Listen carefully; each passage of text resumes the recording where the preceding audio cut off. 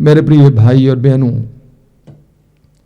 बहुत साल पहले मैं दिल्ली के साउथ ब्लॉक गया हुआ था। वहां पे एक बैंक में कोई काम था, सिंडिकेट बैंक में, और बैंक के अंदर दीवारों पर बहुत अच्छी अच्छी बातें अंग्रेजी में लिखी हुई थी, बहुत सुंदर सी बातें। एक बात थी, life is fragile, handle with prayer. कोई भी टूटने वाली चीज को हम कहीं भी पार्सल करके भेजते हैं तो उसके ऊपर हम लिखते हैं, टूटने वाली चीज है, संभाल कर इसको उठाएं। अंग्रेजी में लिखते हैं fragile, take care, handle with care. दीवार पर लिखा हुआ था, life is fragile, handle with prayer. यानी जीवन नाजुक है, जिंदगी नाजुक है, प्रार्थना का सहारा लीजिए। हमारा जीवन कितना नाजुक है। जब लोग मेरे पास आते हैं तो मैं उनसे पूछता हूं, प्रार्थना करते हैं? जब लोग बोलते हैं कि हम प्रार्थना नहीं करते हैं, थोड़ी सी प्रार्थना करते हैं, तो मैं पूछता हूं कि आप किस भरोसे जी रहे हैं? आप किसके भरोसे जी रहे हैं? जीवन इतना नाजुक है। अब आपको नहीं मालूम है कि आप मेरे कमरे से अपने घर वापस पहुंच पाएंगे कि नहीं पाएंगे। तो जिंदगी कितना नाजुक है। ऐसे में हमें प्रभु के संरक्षण, प्रभु की सुरक्षा की आवश्यकता है। प्रभु का संरक्षण हट जाएगा तो हमारे जीवन में ना जाने क्या क्या घटनाएं घटेगी। हमें उत्पत्ति ग्रंथ के अध्याय 3 में पढ़ने को मिलता है, आदम और हेवा ने प्रभु के आदेश का उल्लंघन किया और उसका नतीजा क्या था? सबसे पहला नतीजा यह था, वचन में लिखा हुआ है, उनकी आंखें खुल गई और उन्होंने देखा कि वे नंगे हैं। इसका क्या तात्पर्य है? आदम और एवा ने प्रभु के आदेश का उल्लंघन करने के बाद देखा अपने आप को कि वे नंगे हैं। उत्पत्ति ग्रंथ के अध्याय 2 वाक्य 25 में लिखा हुआ है कि आदम और एवा वस्त्र नहीं पहनते थे, कपड़ा नहीं पहनते थे, तब भी उन्हें लज्जा का अनुभव नहीं होता था। तो ये नंगे का मतलब कपड़े से नहीं है, कोई आध्यात्मिक मतलब है। क्या अर्थ है? उनके ऊपर ईश्वर ने जो पवित्रता का वस्त्र डाला था वो वस्त्र फट गया। उनके चारों ओर ईश्वर के संरक्षण का कवच था, वो कवच टूट गया। उनके चारों ओर ईश्वर की सुरक्षा का कवच था, वो कवच टूट गया। वे नंगे हो गए।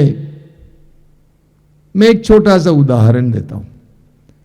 मान लीजिए एक खेत है, उसके चारों ओर दीवार है और फसल खड़ी है। अगर दीवार टूट जाएगी तो क्या होगा? हर तरह के जानवर उसके अंदर आ जाएंगे और उस खड़ी फसल को बर्बाद कर डालेंगे। आदम और हेवा के जीवन में यही हुआ और हमारे जीवन में भी यही होता है। जब हम पाप करने लगते हैं तो हम पाप के द्वारा ईश्वर की अधीनता को त्याग देते हैं और ईश्वर की अधीनता खोते ही हमारे जीवन में विपत्ति पर विपत्ति आने लगती है। यूहन्ना के सुसमाचार के अध्याय 8 वाक्य 34 में प्रभु यीशु कहते हैं, जो पाप करता है वह पाप का दास है। वह ईश्वर का दास नहीं होता है, वह ईश्वर के अधीन नहीं होता है, वो पाप का दास बन जाता है। ईश्वर के संरक्षण का कवच जो उसके चारों ओर था वो टूट जाता है, फट जाता है और वो बुराइयों का शिकार बन जाता है, शैतान का शिकार बन जाता है। इसी तरह जो लोग प्रार्थना नहीं करते हैं, मैं लोगों से पूछता हूं कि आप प्रार्थना करते हैं? जो लोग प्रार्थना नहीं करते हैं उनको ईश्वर का संरक्षण प्राप्त नहीं है। प्रार्थना का तात्पर्य क्या है? ईश्वर के साथ जुड़ना, ईश्वर के साथ जीना। प्रार्थना के द्वारा हम ईश्वर के अधीन हो जाते हैं, और जब हम ईश्वर के अधीन हो जाते हैं तो ईश्वर का संरक्षण हमारे ऊपर होता है। आपने सड़कों पर देखा होगा, कहीं कहीं लिख कर रखा है, सावधानी हटी दुर्घटना घटी। सावधानी हटी दुर्घटना घटी।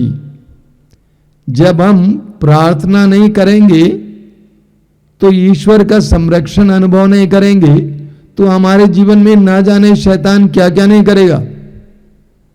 उसी तरह जब हम अंधविश्वास में जाते हैं, जादू टोना के लिए ओझा सोखा और अन्य स्थानों में जाते हैं, तो हम क्या करते हैं?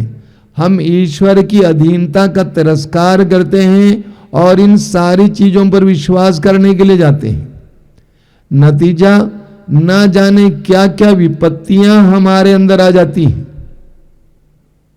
सच्चे और जीवित ईश्वर के संरक्षण को छोड़कर इन सारी चीजों पर जो विश्वास करने के लिए जाते हैं, उनके जीवन से ईश्वर का संरक्षण हट जाता है, समाप्त हो जाता है, और वे शैतान के सामने खुल जाते हैं और वे शैतान के शिकार बन जाते हैं। इस्राएलियों का उदाहरण लीजिए। इस्राएली जनता ईश्वर की चुनी हुई जनता थी। ईश्वर ने उस जनता का निर्माण किया था, सृजन किया था, और ईश्वर के संरक्षण का हाथ उस जनता के ऊपर था। वे जहां कहीं भी जाते थे वहां पर ईश्वर का संरक्षण था, ईश्वर की सुरक्षा थी। लेकिन जब वे ईश्वर का तिरस्कार करने लगे, ईश्वर के विरुद्ध गुनगुनाने लगे, ईश्वर की अधीनता का तिरस्कार करने लगे, तो क्या हुआ? उनके ऊपर से संरक्षण हट गया,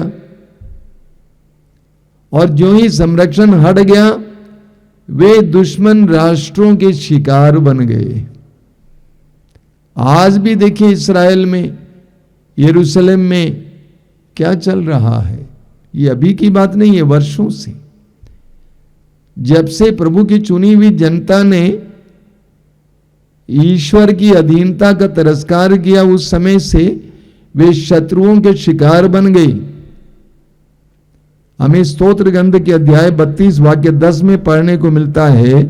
वचन में लिखा हुआ है, दुष्ट को बहुत से दुख झेलने पड़ते हैं, किंतु जो प्रभु पर भरोसा रखता है उसे प्रभु की कृपा घेरे रहती है। जो प्रभु पर भरोसा रखता है उसके चारों ओर ईश्वर की कृपा घेरे रहती है। दानियल के ग्रंथ के अध्याय 6 को आप पढ़िएगा। दानियल सच्चे और जीवित ईश्वर की आराधना करने के कारण भूखे सिंह के खड्ड में डाला जाता है, रात भर उस खड्ड में पड़ा रहता है। वे भूखे सिंह उसको खा नहीं पाए, क्योंकि ईश्वर ने अपने दूत को भेजकर उनके मुंह को बंद कर दिया। और वचन में लिखा हुआ, जब दानियल बाहर लाया गया उसके शरीर में एक भी घाव नहीं था, एक भी घाव नहीं था, क्योंकि उसने ईश्वर पर भरोसा रखा था। ईश्वर का संरक्षण उसकी चारों ओर था। ईश्वर की सुरक्षा का कवच उसके चारों ओर था। आपने कई ऐसी घटनाएं सुनी होंगी जहां पर प्रभु के भक्त कैसे बड़ी बड़ी दुर्घटनाओं में बचाए जाते हैं।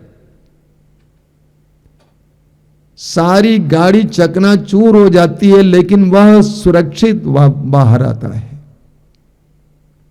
मेरा एक मित्र है, शायद वो सुन रहा होगा इस समय। वो गाड़ी में आ रहा था आश्रम।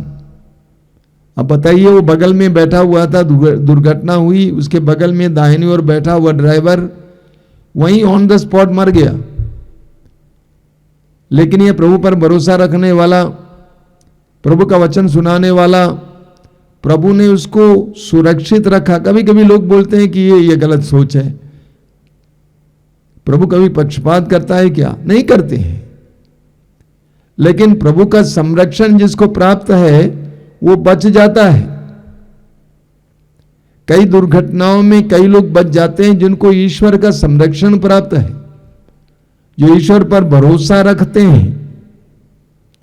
तो वचन में लिखा हुआ है, दुष्ट को बहुत से दुख झेलने पड़ते हैं, जो प्रभु पर भरोसा रखता है उसे प्रभु की कृपा घेरे रहती है। स्तोत्र 91 आपने बार बार पढ़ा है, आप में से कई लोग रोज पढ़ते होंगे। स्तोत्र 91 में उसके 9 वाक्य 9 से क्या लिखा हुआ है? तुमने सर्वोच्च ईश्वर को अपना शरण स्थान बनाया है। तुमने सर्वोच्च ईश्वर को अपना शरण स्थान बनाया है, इसलिए तुम्हारा कोई अनिष्ट नहीं होगा। महामारी तुम्हारे घर के निकट नहीं आएगी, क्योंकि वह अपने दूतों को आदेश देगा कि तुम जहां कहीं भी जाओगे वे तुम्हारी रक्षा करें। वे तुम्हें अपने हाथों पर उठा लेंगे कि कहीं तुम्हारे पैरों को पत्थर से चोट ना लगे। वचन में लिखा हुआ है, तुमने सर्वोच्च ईश्वर को अपना शरण स्थान बनाया है। जिसने सर्वोच्च ईश्वर को अपना शरण स्थान बनाया है, जिसकी अधीनता को जिसने स्वीकार किया है, उसको ईश्वर संभालता है, उसको ईश्वर का संरक्षण प्राप्त है। मैं जानता हूं कि आप में से कई लोग इस वचन को पढ़ते हैं, इस स्तोत्र को दोहराते हैं रोज। इस स्तोत्र को दोहराना काफी नहीं है, बल्कि इस स्तोत्र को जीना है। इस स्तोत्र को जीना है। स्तोत्र का प्रारंभ कैसे होता है? तुम जो सर्वोच्च के आश्रय में रहते और सर्वशक्तिमान की छत्र छाया में सुरक्षित हो। तुम जो सर्वोच्च के आश्रय में रहते, तुम पूरी तरह से प्रभु ईश्वर के अधीन रहते और सर्वशक्तिमान की छत्र छाया में हो। जब हम उस ईश्वर के अधीन जीवन जीते हैं, उसकी छत्र छाया में जीवन जीते हैं, हमें संरक्षण प्राप्त है। हम कहीं भी गिर जाएं, कहीं भी जाएं, संरक्षण प्राप्त है। स्तोत्र 23 को पढ़िए, वाक्य 4 को। कितनी सुंदर बात वहां लिखी हुई है। स्तोत्रकार कहता है, चाहे अंधेरी घाटी से होकर जाना पड़े, मुझे किसी अनिष्ट की शंका नहीं, क्योंकि तू मेरे साथ रहता है। चाहे अंधेरी घाटी से होकर जाना पड़े, मुझे किसी अनिष्ट की शंका तक नहीं, क्योंकि तू मेरे साथ रहता है। हमें प्रभु के संरक्षण में जीना सीखना है। हमें प्रभु के संरक्षण से दूर नहीं जाना है। यूहन्ना के सुसमाचार के अध्याय 15 में प्रभु यीशु कहते हैं, तुम मेरे प्रेम में दृढ़ बने रहो, मेरे प्रेम में दृढ़ बने रहो, जिस तरह मैं पिता से के प्रेम में दृढ़ बना रहता हूं। जब तक हम प्रभु के प्रेम की परिधि में रहेंगे, उससे बाहर नहीं जाएंगे, हम सुरक्षित रहेंगे। उड़ाऊ पुत्र लूकस अध्याय 15 में हम पढ़ते हैं, वह पिता के भवन से दूर चला गया। जितना दूर जाता गया उतना ज्यादा उसके जीवन में तंगी बढ़ती गई, और एक ऐसा समय आया जब उसके पास खाने भर के लिए कुछ नहीं था। लेकिन ठीक इसके विपरीत जब वो अपने घर के पिता के भवन की ओर आया, संरक्षण, सुरक्षा, सब कुछ, संपदा। इसलिए प्रभु कहते, तुम मेरे प्रेम में दृढ़ बने रहो। आप में से जो गांववासी हैं, गांव में रहने वाले हैं, आप जानते हैं मुर्गी और चूजों के बारे में। मुर्गी के साथ साथ चूजे चलते हैं।